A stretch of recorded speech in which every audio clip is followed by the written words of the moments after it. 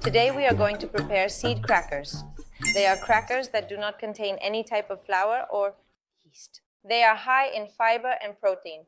They can be consumed by people with celiac disease or those who do not consume flours or yeasts in their diet. And what do these crackers contain? 2 tablespoons of pumpkin seeds, 2 tablespoons of sunflower seeds, 3 tablespoons of chia seeds, 1 tablespoon of sesame seeds, 5 tablespoons of extra virgin olive oil. They are seasoned with sea salt, oregano, and garlic powder, 250 ml of water, 2 tablespoons of psyllium, a fiber that helps bind the crackers.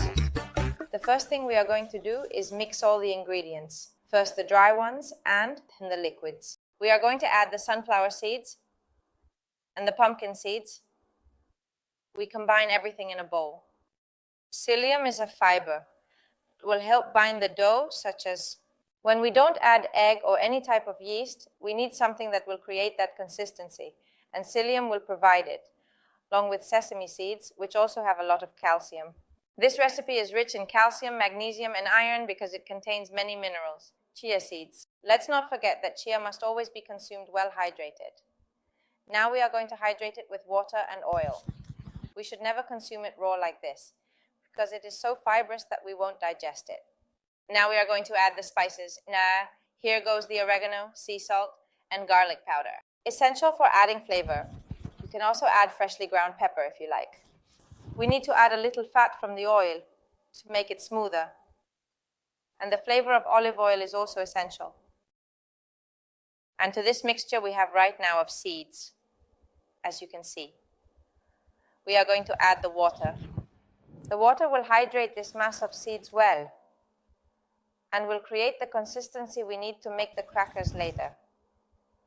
Now we need to mix it well so that all the seeds are well hydrated. Mix it very well, and we will have to let it rest for at least about 20 minutes. Because this needs to hydrate well, you will see that the seeds will absorb all the water, the psyllium as well. And when we come back in 20 minutes, we will see that the dough already has a consistency that we can even shape. Well, 20 minutes have passed, and this has already taken on consistency. You see that it is now a dough. It is no longer liquid. The seeds have released all their mucilage and have amalgamated this dough. So now we are simply going to form the block and bake it.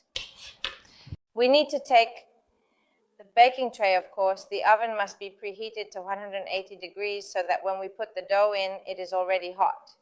We are going to take a baking tray, parchment paper, and we will add a little oil so that the dough does not stick.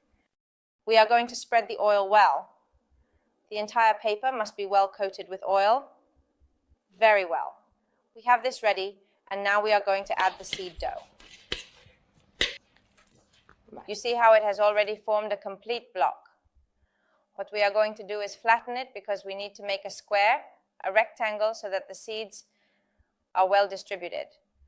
What we need to do is wash our hands well and then get to work with our own hands. Then, with a rolling pin that I have here, we will finish flattening it so that it is nice and even. It needs to be a thin layer, a thin dough, because what we are going to make are crackers. We are not making thick bread, but rather we are making crackers that are thin, crispy. So we need to make it as thin as possible, about 1/2 centimeter thick approximately.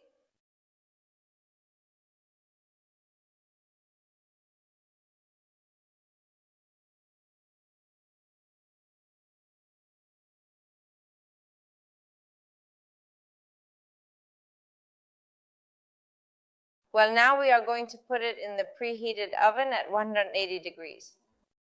We need to place it right in the middle and set it to heat from the top and bottom.